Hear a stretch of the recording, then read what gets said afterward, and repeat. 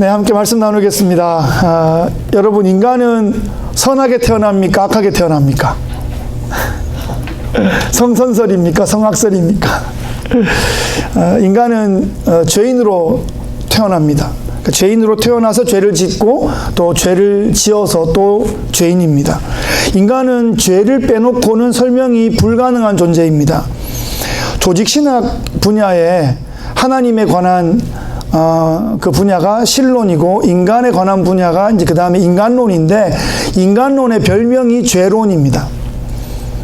인간을 논하려면 죄를 논해야 한다는 거죠.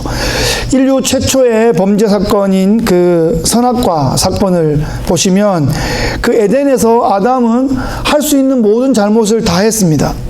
중요한 그 언약을 가볍게 여겼고, 또 하나님처럼 되고 싶은 마음이 들어왔을 때 거절하지 않았고, 선과 악을 스스로 결정하고 싶은 마음에 아주 스스로 선악과를 따먹은 것입니다. 그리고 나중에 하와한테 다 덮어 씌우고 그러죠. 예. 이 에덴에서의 실패가 아담 혼자만의 실패가 아니라 아담을 닮은, 또 아담의 후손인 우리 모두가 다 함께 갖게 된 그런 실패이고 그런 한계입니다. 아담의 실패는 나의 실패이고, 또 그 아담의 죄 중에 우리 모두가 속해 있습니다.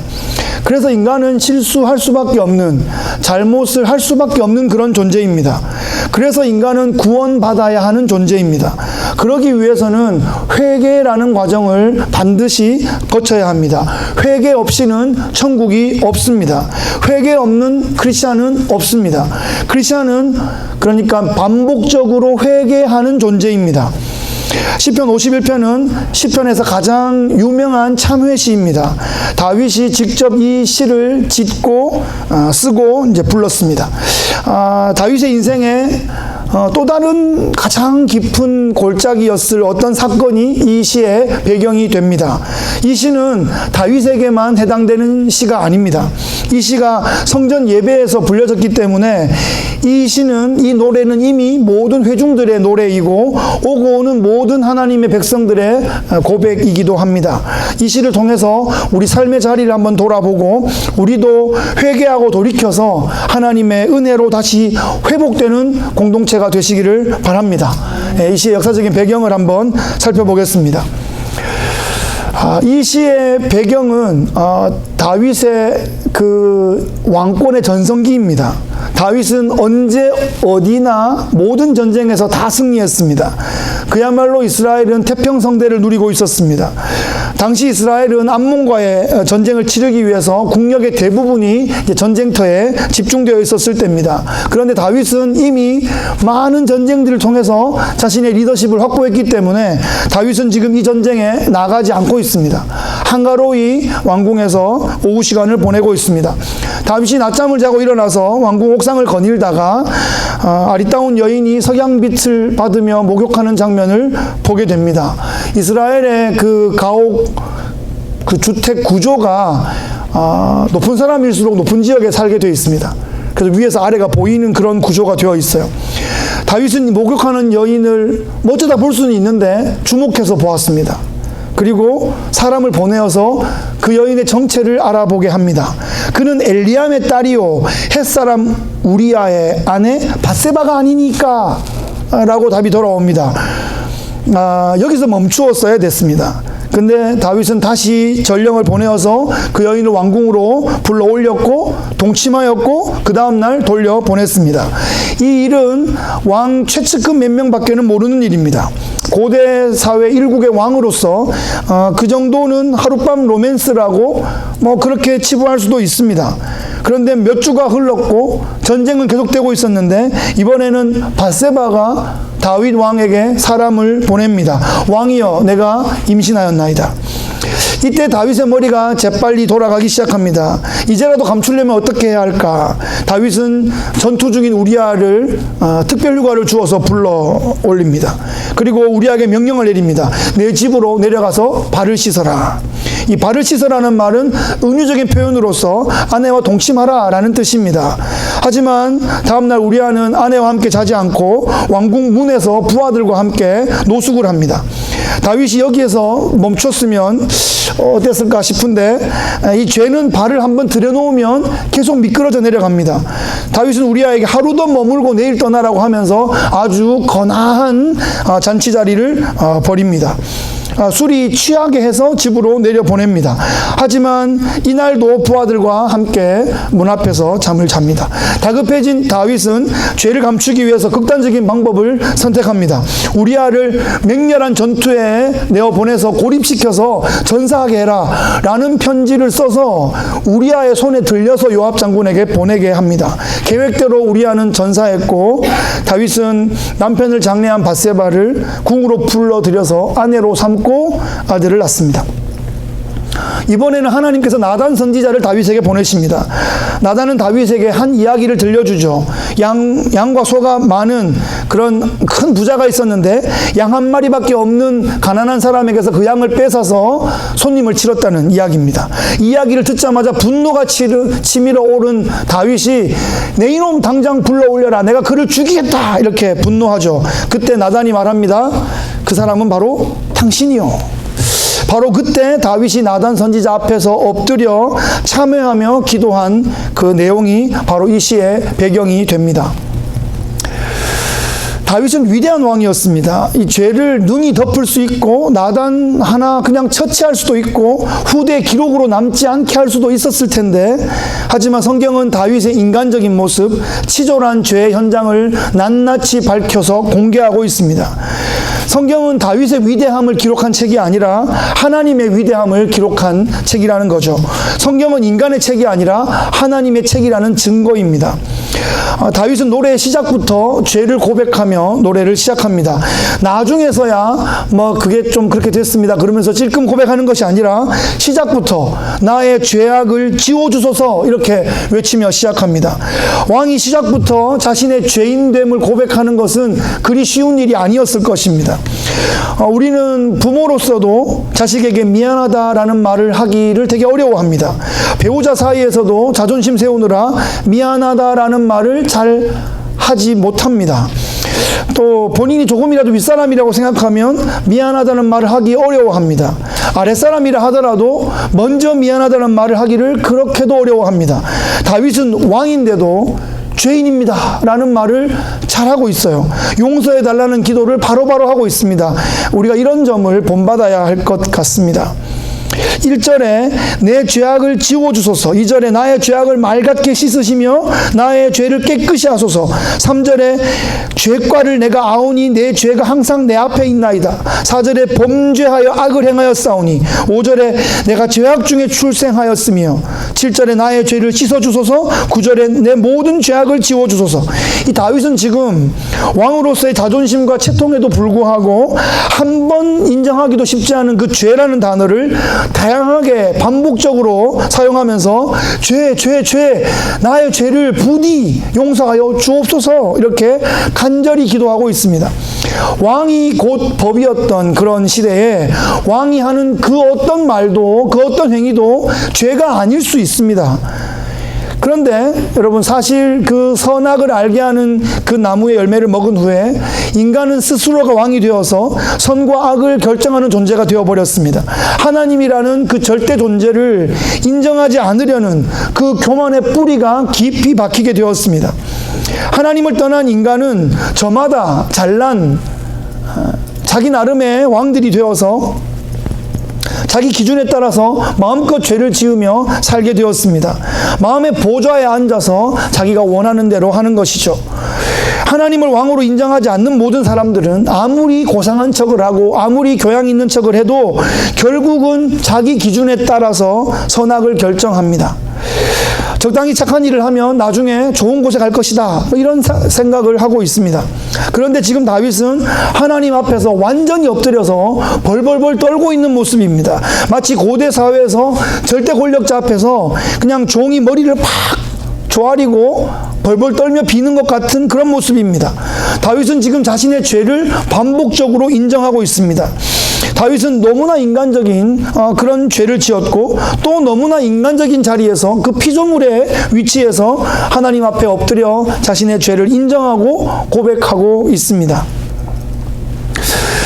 우리는 그 어떤 면에서도 다윗보다 더 나은 점이 없는 것 같습니다. 다윗보다 하나님을 더 사랑하지도 못했고 다윗처럼 믿음의 큰 역사를 이루지도 못했습니다. 또 다윗만큼 철저하게 이렇게 처절하게 회개하지도 못한 것 같습니다. 어쩌면 나는 다윗 같은 그런 치졸한 죄는 범하지 않았잖아 이렇게 생각할지도 모르겠습니다. 하지만 그것은 우리가 다윗만큼 권력이 없어 봐서 그런 것 같습니다. 우리가 다윗만큼 권력이 있었으면 그보다 더한 일도 저지르지 말라는 보장이 없는 것 같습니다. 그것이 우리의 실력입니다. 여러분, 실력을 드러내야 해법이 나옵니다.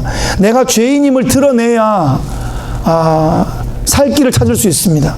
다윗의 재고백을 들으면서 우리가 처한 현실을 파악하고 우리의 기도의 자리, 우리의 회개의 자리에 우리 스스로가 나가야 함을 우리가 뼈저리게 느끼게 됩니다. 그런데 이 다윗이 이 기도의 자리에 나갈 수 있었던 근거가 있습니다. 그 근거는 하나님의 성품입니다. 하나님은 기도를 들으시는 분이시고 그 기도를 들으시고 죄를 용서할 수 있는 분이시기 때문입니다.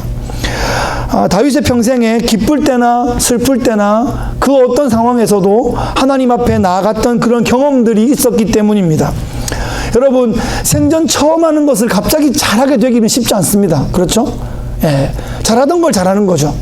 잘하게 되기까지 훈련이 필요하기도 한데 잘하는 걸 잘합니다. 습관적으로 잘하던 거를 잘하게 됩니다. 예, 경험이 있고 또 습관이 되고 숙달이 되어야 잘하게 됩니다. 다윗은 찬양하고 기도하고 회개하는 것을 잘했습니다. 여러분, 그것을 할 일이 전혀 없는 것이 신앙생활을 잘하는 게 아닙니다. 그것을 잘하는 게 신앙생활을 잘하는 것입니다. 우리가 잠언 말씀 묵상하고 있는데 여러분, 묵상하신 말씀 중에 또 기억나는 재밌는 말씀들이 있죠. 그 중에 하나, 소가 없으면 구유는 깨끗하려니와 소의 힘으로 얻는 것이 많다, 이런 말씀이 있었습니다. 여러분, 소가 없으면 조용하고 깨끗하겠죠. 예, 그런데 그렇게 소 없는 외양간처럼 조용하고 깨끗하고 할 일 없는 것이 신앙생활을 잘하는 게 아니라 좀 먹고 좀 흘리기도 하고 좀 어지러워지기도 해도 열심히 밭도 갈고 수레도 끌고 열심히 일하는 소가 있는 집안이 부흥합니다. 그죠? 다윗은 지금 아주 그냥 왕궁이 떠들썩하게 요를 적시며 침상을 띄울 정도로 지금 기도의 자리로 나가고 있습니다. 다윗은 마치 아기가 엄마 품에 안겨서 우는 것처럼 그렇게 울고 있습니다. 여러분, 아기는 아무한테나 가서 막 울지 않습니다. 울만한 사람한테 가서 웁니다. 고아원에서 자란 애들은 눈치를 보면서 잘 울지 않는다고 해요. 다윗은 지금 하나님이 자신의 눈물을 받아주시는 엄마 같은 분이심을 알기 때문에 엄마한테 달려가서 울고 있는 겁니다. 1절을 다시 보면 이게 다윗은 하나님의 인자하심, 하나님의 은혜로우심, 하나님의 긍휼하심, 이 하나님의 성품에 근거해서 기도하고 있습니다. 인자하심은 높은 사람이 낮은 사람에게 베푸는 진실한 헌신, 이런 걸 말하고요. 은혜는 우리가 잘 아는 바대로 그럴 필요가 없는데도 무조건적으로 베풀어 주시는 선물 같은 이런 것이 은혜이고요. 긍휼은 불쌍히 여기고 좋게 봐주는 거, 그게 긍휼입니다. 왠지 익숙한 개념 아닙니까?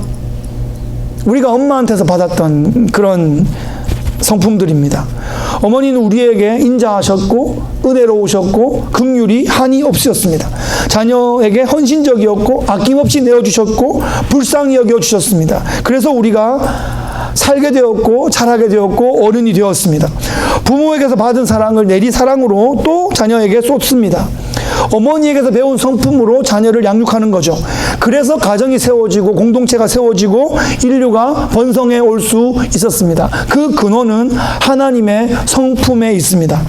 그래서 우리가 그 하나님의 성품에 의지하여 기도합니다. 하나님의 인격에 호소하면서 기도의 자리에 나아갈 수 있다는 것입니다. 4절에 좀 특별한 표현이 있습니다. 내가 주께만 범죄하여 주의 목전에 악을 행하였사오니. 이 말은 다윗이 밧세바와 우리아에게는 죄를 범하지 않았고 내가 하나님께만 죄를 범했습니다, 이런 뜻은 아닙니다. 물론 그들에게 죄를 지었지만 그들과만 해결하면 되는 문제가 아니라 하나님께서 모든 죄의 궁극적인 심판자가 되신다 하는 그런 고백입니다. 하나님이 죄의 심판자가 되시기 때문에 죄의 용서자도 되실 수 있다라는 거죠.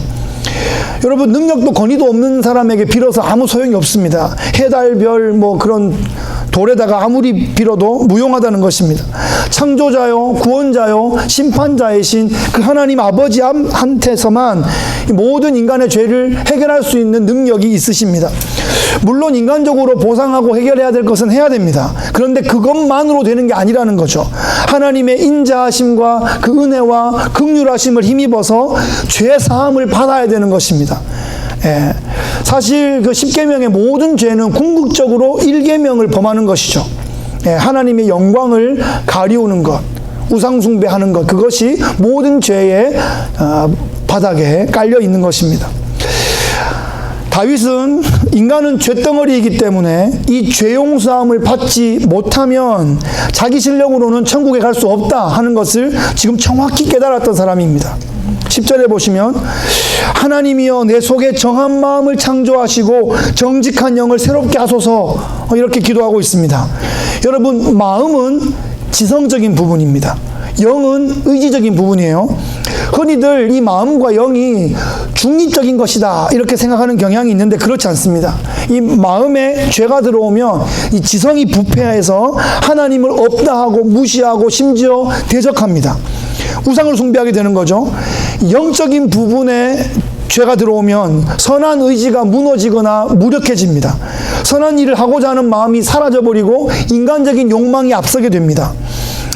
한가한 날 아주 게으르게 자신을 방치했던 이 다윗에게 죄의 유혹이 들어왔습니다. 그때 다윗의 생각이 이 죄에 지배당하게 되고 죄의 욕망이 그의 의지를 지배하게 되었을 때 천하의 다윗이 속수무책으로 무너지고 맙니다. 다윗은 지금 하나님 앞에서 자신의 지성과 자신의 영성을 다시 한번 새롭게 창조해달라고 호소하고 있습니다. 10절에 창조하다라는 단어가 나오죠. 내 속에 정한 마음을 창조하시고, 여러분 창조하다라는 히브리어 아시죠? 예? 이거는 기본입니다. 바라라는 단어입니다. 여러분 창세기 1장 1절 베레시트 바라 엘로힘, 요 세 단어만 기억하십시오. 태초에 하나님이 천지를 창조하셨다.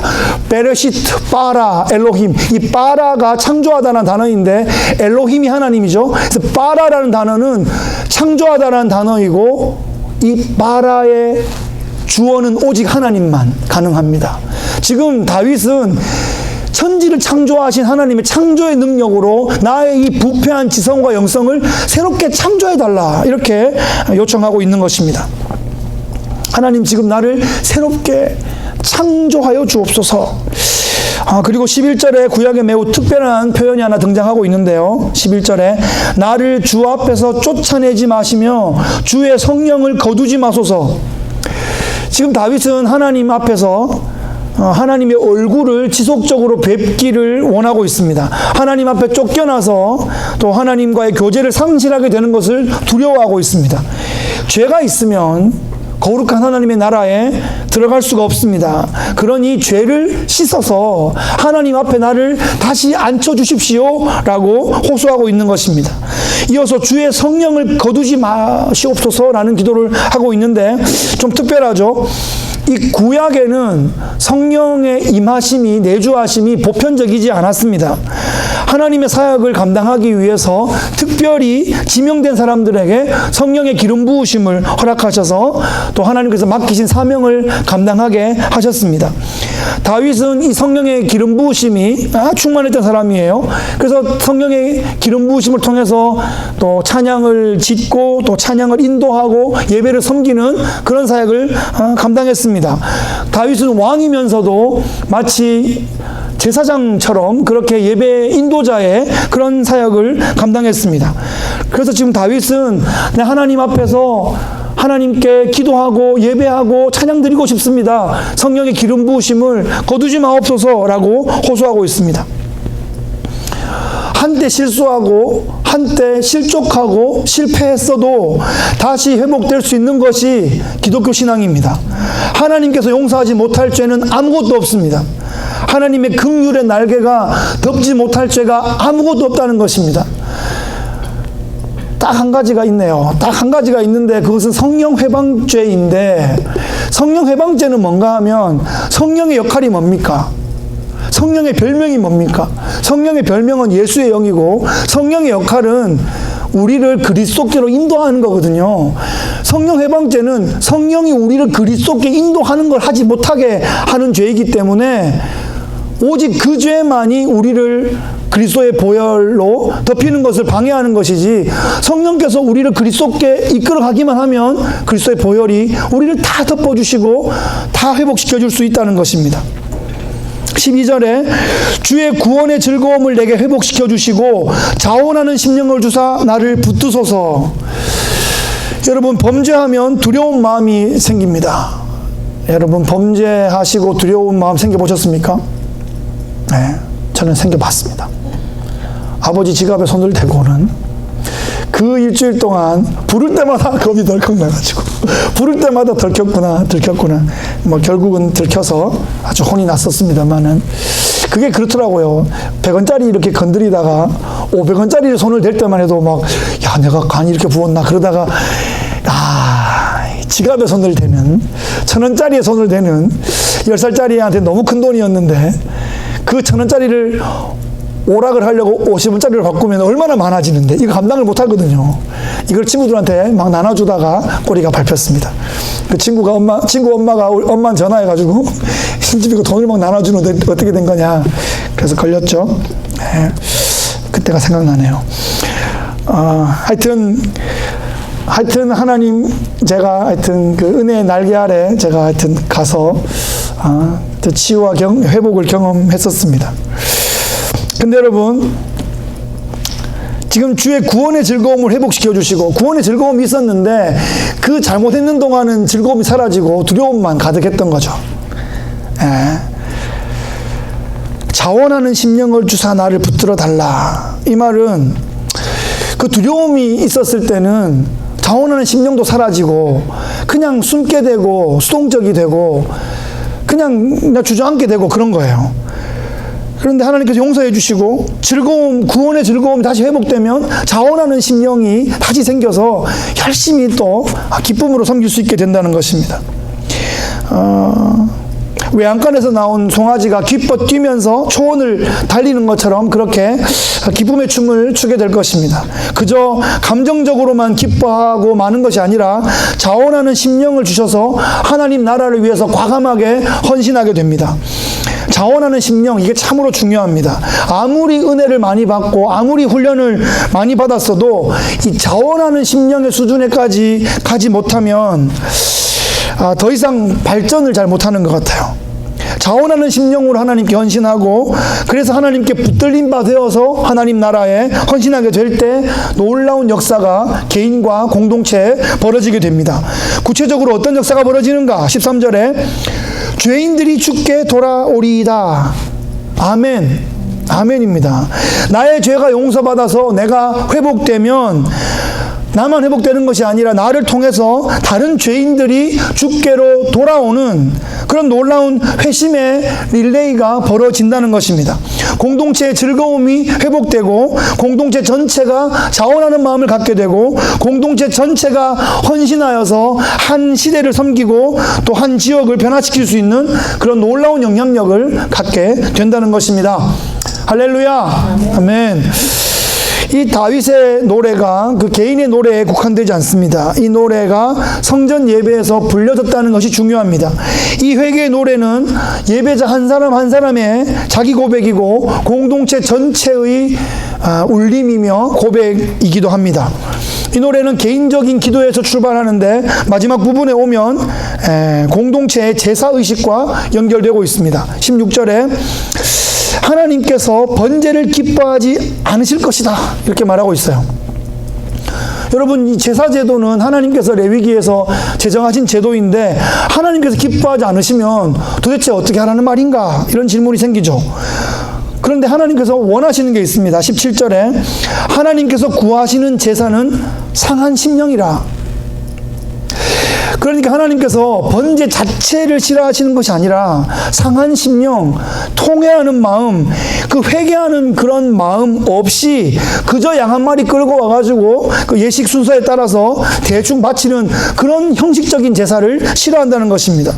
구약 성경 곳곳에 하나님께서 말씀하시기를 그 백성들의 그 마음이 없고 형식적인 제사 때문에 내가 너무 역겹고 너무 신물나서 말라기에 보면 차라리 성전문을 닫아 잠궈라 이렇게 말하고 있습니다. 마음을 담아서 드리는 제사가 중요한 것입니다. 마음이 없으면 1000번제를 드려도 소용이 없는 것이에요. 하나님의 성품에 의지해서 자신의 잘못을 처절하게 회개하면서 성령을 간구하면서 다시금 예배자의 그 자리를 결단하고 하나님 앞에 나가는 것, 그것이 의로운 제사이고 그것이 온전한 번제가 되는 것입니다. 그런 예배를 하나님은 기다리시고 그런 예배자를 하나님께서 기뻐하십니다. 여러분, 그런데 우리는 구약시대가 아닌 신약시대를 살고 있습니다.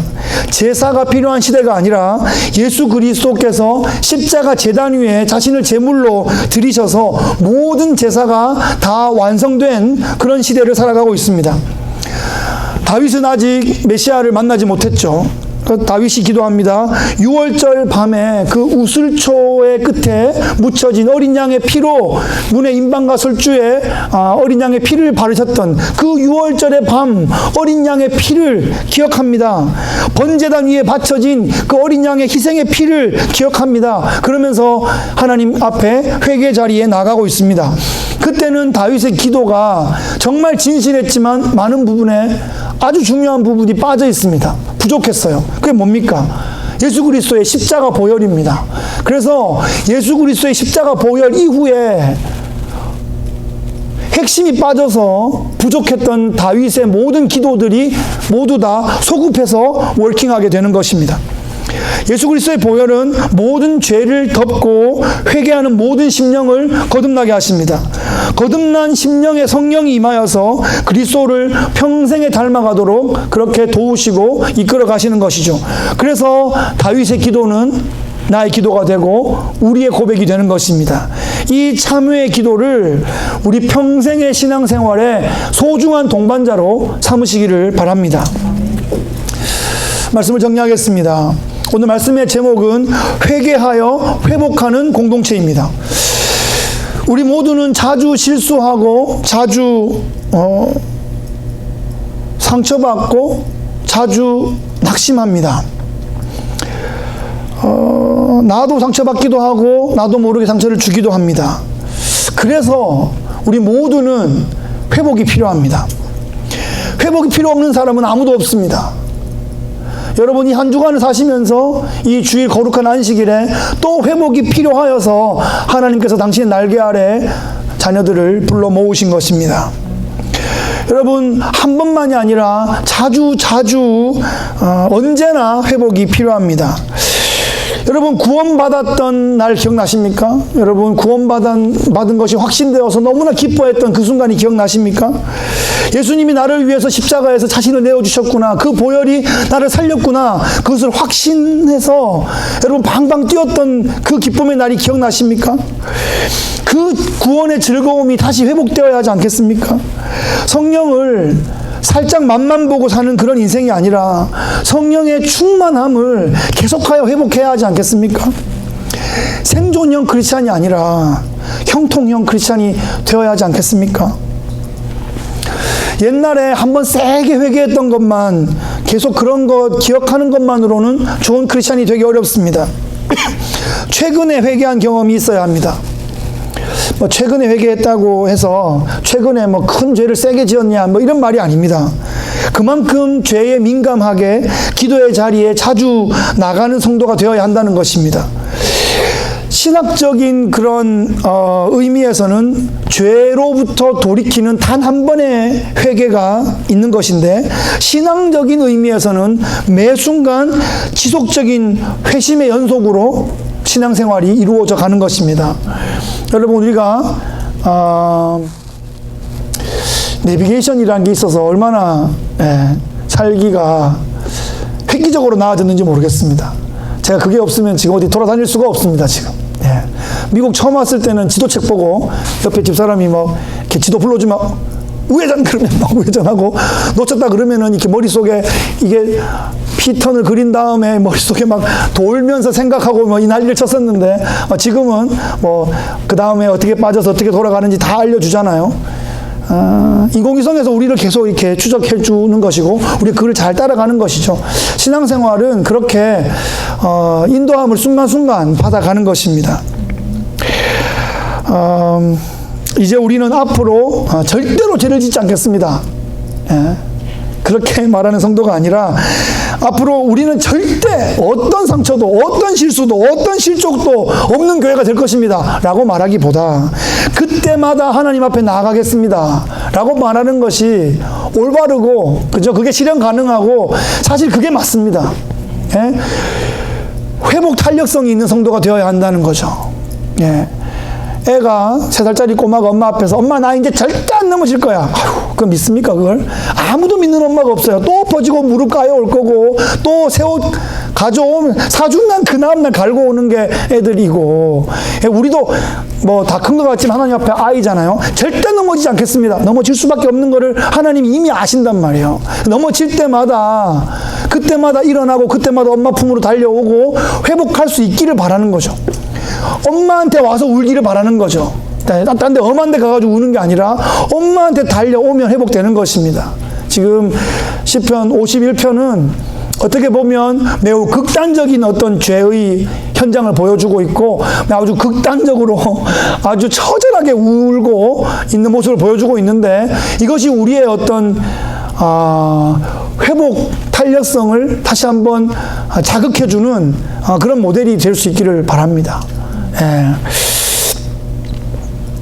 나의 죄보다 하나님의 은혜는 항상 더 큽니다.